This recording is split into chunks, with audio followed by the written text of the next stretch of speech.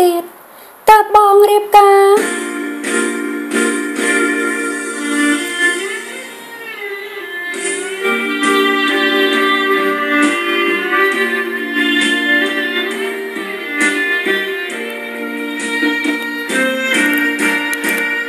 ជំនោត្រជាងខ្ចោធ្លៀងចាំងភ្នំ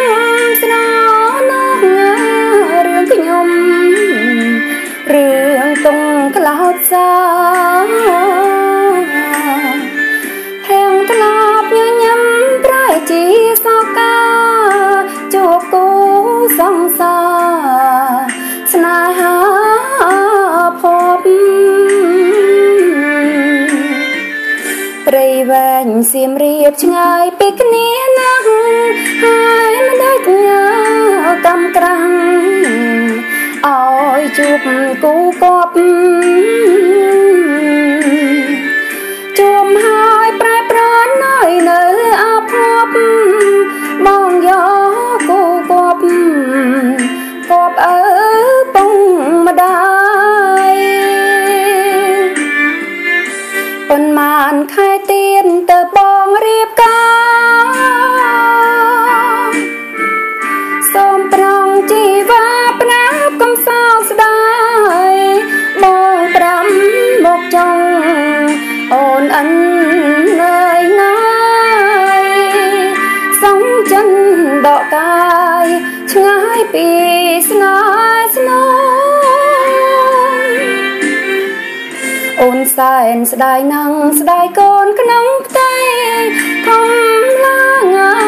ដឹងក្ដីស្រែកសួររកបង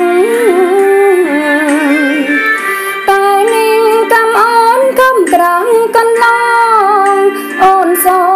មលាបងលាទៅឆ្ងាយហើយ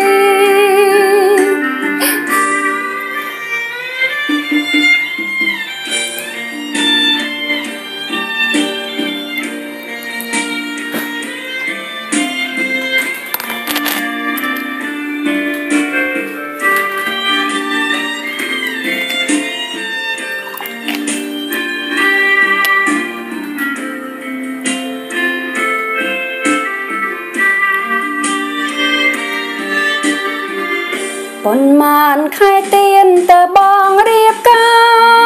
រសូមប្រជីវ៉ាប្រាប់កំសោកស្ដាយបងប្រាំអូនចង់អូនអិននៅណាយសងចិនដកកាយឆ្ងាយពីស្នេហ៍ស្នងអូនសែនស្ដាយនឹងស្ដាយកូនក្នុងផ្ទៃធំឡាងដឹងក្ដីស្រែកសួររកបង